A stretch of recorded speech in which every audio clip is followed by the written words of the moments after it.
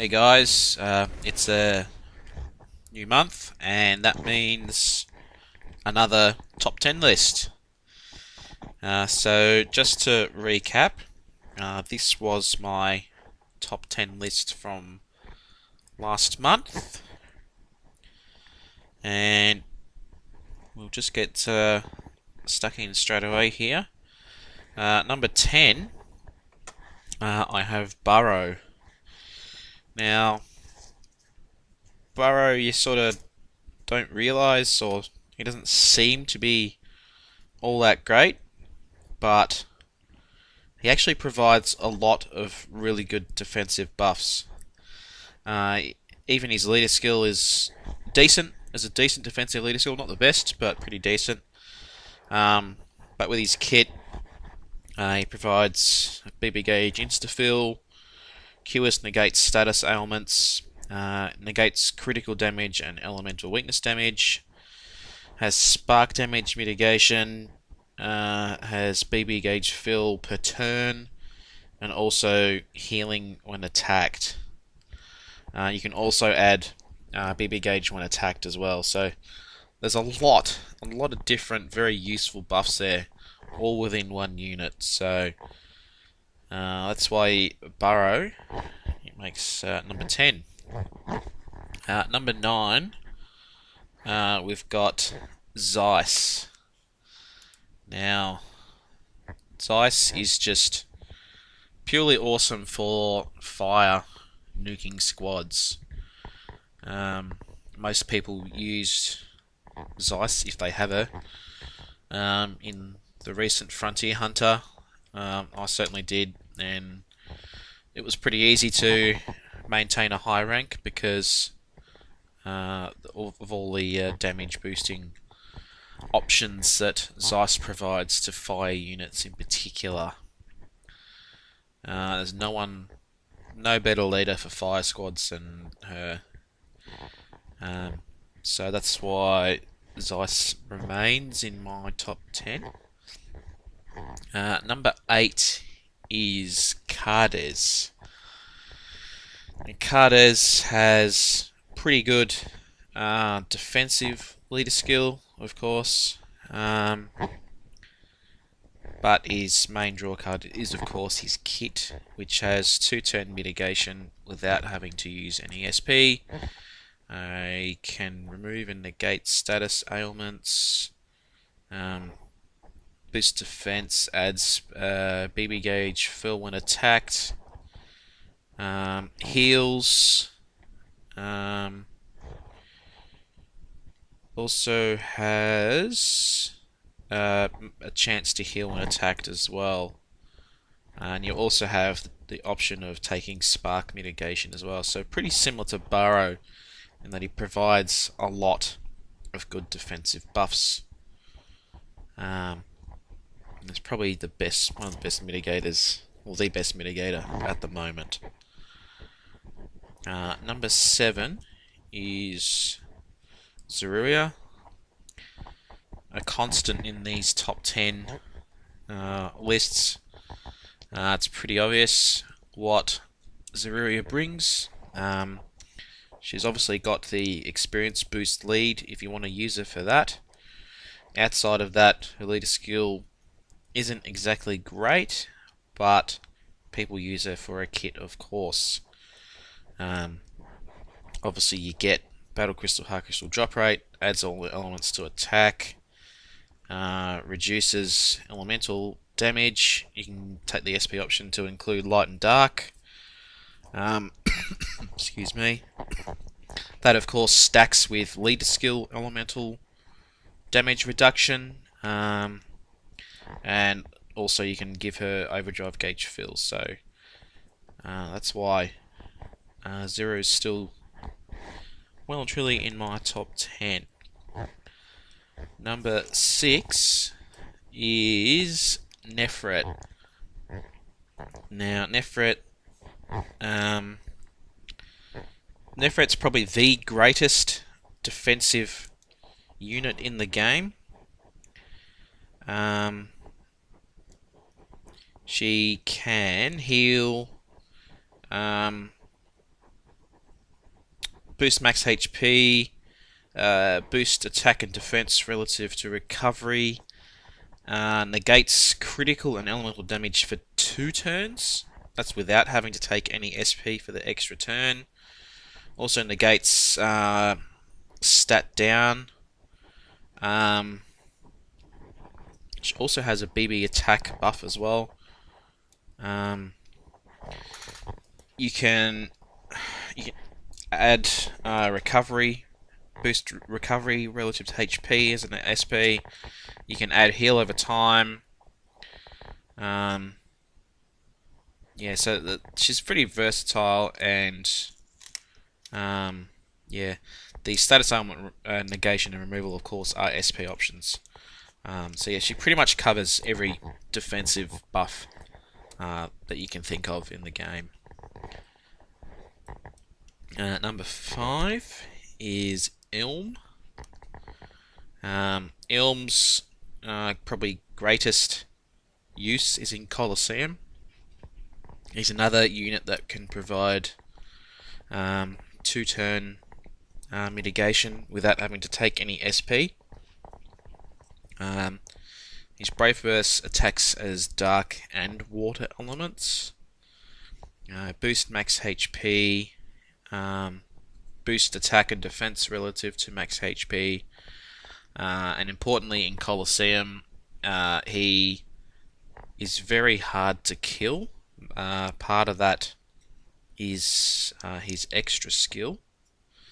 And the other part is he can inflict damage over time. So if he uses his SBB and units on the other team survive, they will almost certainly die the next turn because of damage over time. He can also add damage taken boost BB gauge as well. So Ilm is right up there as one of the best Colosseum units going around, and that's why he's in my top 10. Okay, number 4, we have Cleria. Now Cleria probably has the best defensive leader skill. You get 50% all stats, damage taken, boost BB gauge, and you get the 20% extra mitigation after taking 5k damage.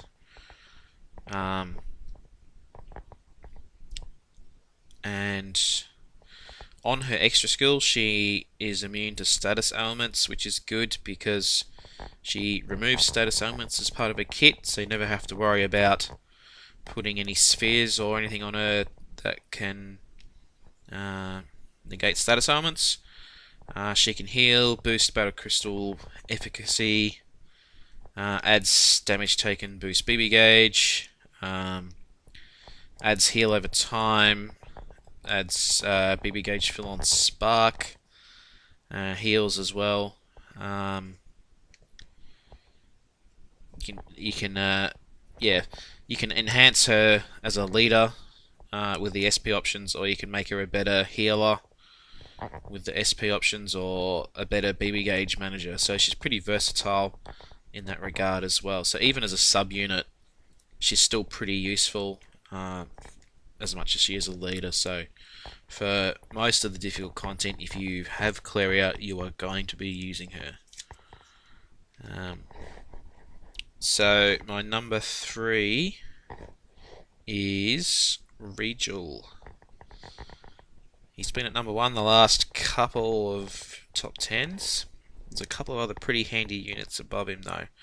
But overall, it's probably still the best unit in the game. It doesn't really have any weaknesses. Leader skill is very strong. Probably still one of the best leader skills. BB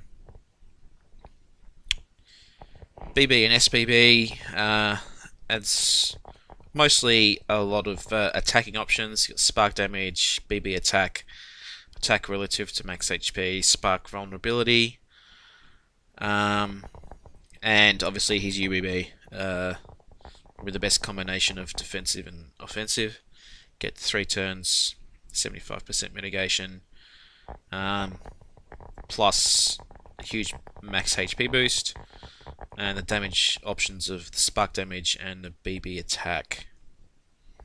You can also add, you can make him a status element negator. You can make him a healer as well with the SP options, or you can make him a light types attack and defense buffer as well, or you can boost his leader skill parameters as well.